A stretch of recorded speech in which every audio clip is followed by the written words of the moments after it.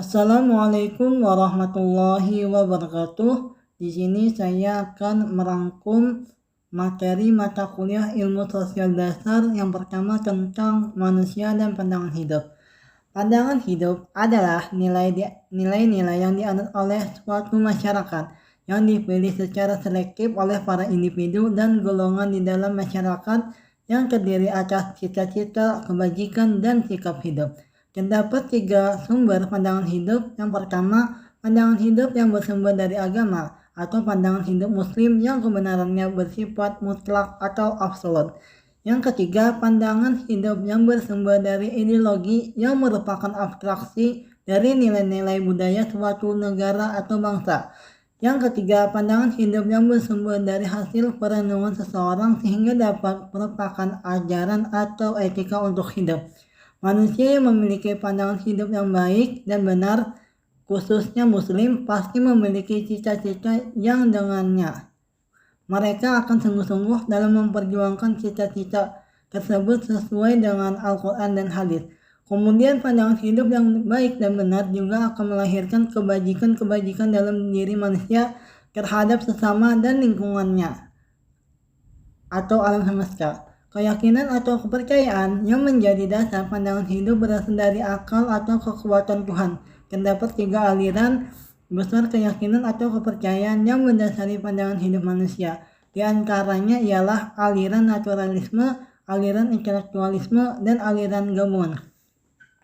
Aliran naturalisme mendasari pemikirannya berdasarkan hal yang gaib, sedangkan aliran intelektualisme berpendapat bahwa akal adalah sumber utama dari kebenaran. Sementara aliran gabungan ialah gabungan dari kedua aliran sebelumnya. Selanjutnya materi kedua tentang manusia dan tanggung jawab. Manusia adalah makhluk yang paling mulia di sisi Allah Subhanahu wa taala. Manusia memiliki keunikan yang menyebabkan berbeda dengan makhluk lain. Manusia memiliki jiwa yang rohani, tidak dapat ditangkap dengan panca indera yang berbeda dengan makhluk lain. Karena pada manusia terdapat daya berpikir, akal, nafsu, dan sebagainya. Definisi tanggung jawab. Tanggung jawab menurut Kamus Umum Bahasa Indonesia adalah keadaan wajib menanggung segala sesuatunya. Sehingga bertanggung jawab adalah berkewajiban menanggung, memikul jawab, menanggung segala sesuatunya, dan memberikan jawab serta menanggung akibatnya. Macam-macam tanggung jawab. Yang pertama, tanggung jawab terhadap dirinya sendiri. Yang kedua, tanggung jawab terhadap keluarga. Yang ketiga, tanggung jawab terhadap masyarakat. Yang keempat, tanggung jawab terhadap bangsa dan negara. Yang kelima, tanggung jawab terhadap Tuhan, hubungan manusia, dan tanggung jawab. Tanggung jawab merupakan sesuatu yang mendampingi hak asasi manusia sejak lahir. Dapat kita lihat tanggung jawab mengandung 2 unsur kata, yaitu menanggung dan menjawab. Maka dari itu, dalam kehidupan sehari-hari, manusia harus bertanggung jawab dengan apa yang ia buat dan apa yang ia terima. Untuk itulah diperlukan pandangan hidup dan keadilan mendapatkan hak asasi agar seseorang dapat terus menjalankan tanggung jawab tersebut dalam kehidupan sehari-hari. Lanjut materi ketiga, yaitu tentang warga negara dan negara. Warga negara adalah anggota suatu negara yang mempunyai keterikatan timbal balik dengan negaranya. Negara adalah sebuah organisasi atau badan tertinggi yang memiliki kewenangan untuk mengatur perihal yang berhubungan dengan kepentingan masyarakat luas serta memiliki kewajiban untuk mensejahterakan, melindungi, dan mencerdaskan kehidupan bangsa. Unsur-unsur berdirinya sebuah negara adalah sebagai berikut. Yang pertama, rakyat. Yang kedua, wilayah. Yang permanen, penguasa yang berdaulat. Yang ketiga, kesanggupan berhubungan dengan negara lain. Pengakuan negara lain, negara tidak akan berdiri jika unsur tersebut belum terpenuhi. Setiap warga negara memiliki hak dan kewajiban. Sebagai warga negara, hak dan kewajiban tersebut diatur menurut pasal dan undang-undang yang berlaku di negara tersebut, seperti halnya negara Indonesia. Hak dan kewajiban warga Indonesia diatur dalam Undang-Undang Dasar 1945. Yang pertama, wujud hubungan warga negara dengan negara. Wujud hubungan warga negara pada umumnya berupa peranan Dua, hak dan kewajiban warga negara Indonesia. Hak kewajiban warga Indonesia tercantum dalam pasal 27 sampai dalam pasal 34 Undang-Undang Dasar 1945. Lanjut materi kelima yaitu tentang manusia dan keadilan.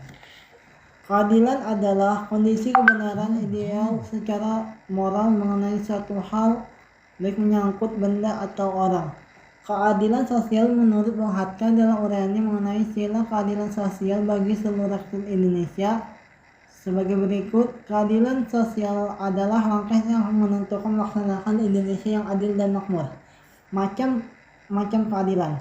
Yang pertama, keadilan komunikatif, keadilan distributif, keadilan legal, keadilan vindikatif, keadilan kreatif, keadilan protektif,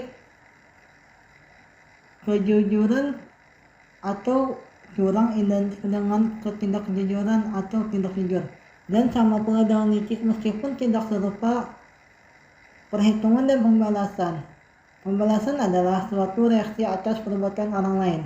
Reaksi itu dapat berupa perbuatan serupa, perbuatan yang seimbang, tingkah laku yang serupa, tingkah laku yang seimbang, pemulihan nama baik. Nama baik merupakan tujuan utama orang hidup.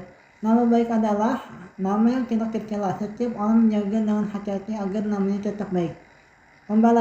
Pembalasan teori tertua dalam teori tujuan pemidanaan. Teori ini memandang bahwa pemidanaan merupakan pembalasan atas kesalahan yang telah dilakukan hubungan manusia dan keadilan.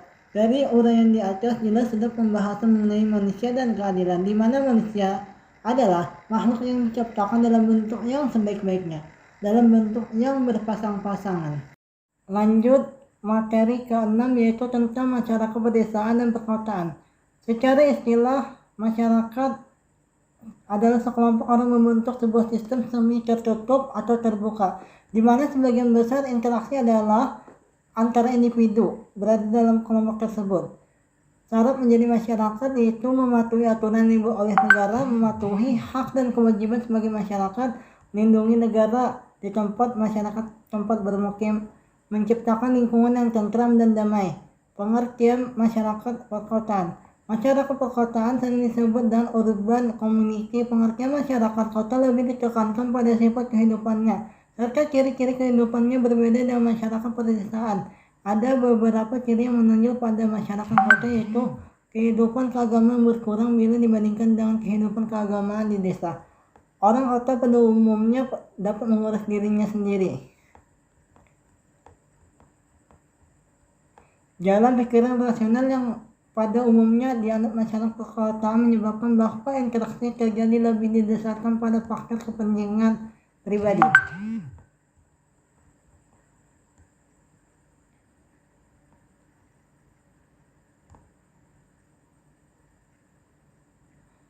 Perbedaan masyarakat kota dan desa. Jumlah dan kepadatan penduduk, stratifikasi sosial, pola interaksi sosial, lingkungan hidup, cara kehidupan sosial, solidaritas sosial, mata pencaharian. Pengertian masyarakat desa, perwujudan atau kesatuan geografis, sosial, ekonomi, politik, dan kultural yang terdapat di satu daerah dalam hubungan dan pengaruhnya secara timbal balik dengan daerah lainnya. Ciri-ciri masyarakat desa. Sistem kehidupan pada umumnya bersifat kelompok dan berdasarkan kekeluargaan atau paguyuban. Yang kedua, masyarakat bersifat homogeni. Yang ketiga, di antara warga desa mempunyai hubungan yang lebih mendalam dan erat. Ciri-ciri masyarakat desa. Sistem kehidupan umumnya berkelompok dengan dasar kekeluargaan. Sebagian besar warga masyarakat pedesaan hidup dari pertanian, bukan pekerjaan sambilan. Kehidupan masyarakat desa berbeda dengan masyarakat kota. Perbedaannya paling mendasar adalah keadaan lingkungan yang mengakibatkan dampak terhadap personalitas dan segi kehidupan masyarakat. Kota terhadap masyarakat desa adalah bodoh, lambat dalam berpikir dan bertindak, serta mudah tertipu. Kesan seperti ini karena masyarakat kota hanya menilai sepintas saja kita tahu dan kurang banyak pengalaman. Lanjut materi ketujuh tentang pelapisan sosial dan kesamaan derajat. Pelapisan sosial berarti jenjang status dan peranan yang relatif yang permanen terdapat di dalam sistem sosial. Kelompok kecil sampai masyarakat di dalam perbedaan hak pengaruh kekuasaan. Pelapisan sosial bisa terjadi dengan sendirinya ataupun disengaja. Menurut sifatnya, maka sistem pelapisan dalam masyarakat dapat menjadi sistem masyarakat yang tertutup dan terbuka. Kesamaan derajat adalah suatu sifat yang menghubungkan antara manusia dan lingkungan. Masyarakat umumnya timbal balik, maksudnya orang sebagai anggota masyarakat memiliki hak dan kewajiban baik terhadap masyarakat maupun terhadap pemerintah dan negara. Persamaan hak dalam Undang-Undang Dasar terdapat dalam pasal 27 ayat 2. Pokok hak asasi dalam Undang-Undang Dasar 1945 yaitu hak asasi pribadi, politik, ekonomi, dan budaya. Elit itu adalah sekelompok orang dalam masyarakat menempati kedudukan tinggi seperti presiden, pendeta, biksu, dan lain-lain. Elit adalah suatu minoritas pribadi yang diangkat untuk melayani suatu kolektivitas dengan cara yang bernilai sosial. Masa menunjukkan suatu pengelompokan kolektif lain yang elementer dan spontan, yang dalam beberapa hal mencapai tapi secara fundamental berbeda dengannya dengan hal yang lain. Lanjut materi terakhir tentang konflik sosial dan integrasi masyarakat.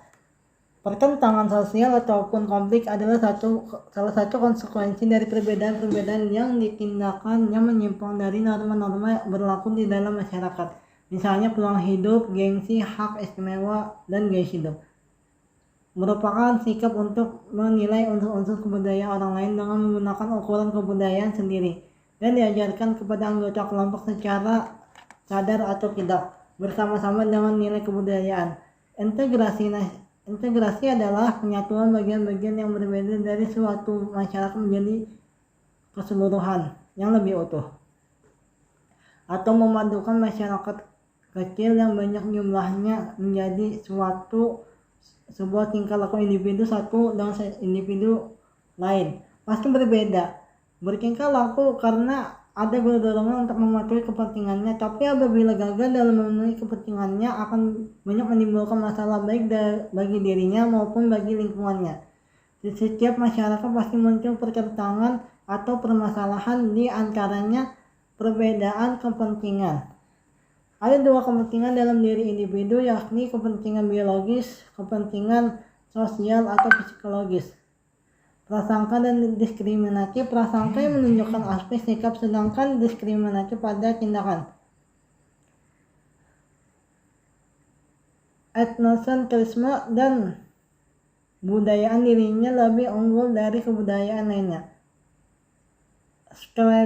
Stereotipe. Konflik dalam kelompok suatu laku yang dibedakan emosi tertentu yang sering dihubungkan dengannya dengan cara pengendalian dari permasalahan di atas, yaitu menilai integrasi masyarakat yang mengandung pengertian integrasi masyarakat adanya kerjasama dari seluruh anggota masyarakat, yang mana masyarakat menjalankan keputusan yang berwenang.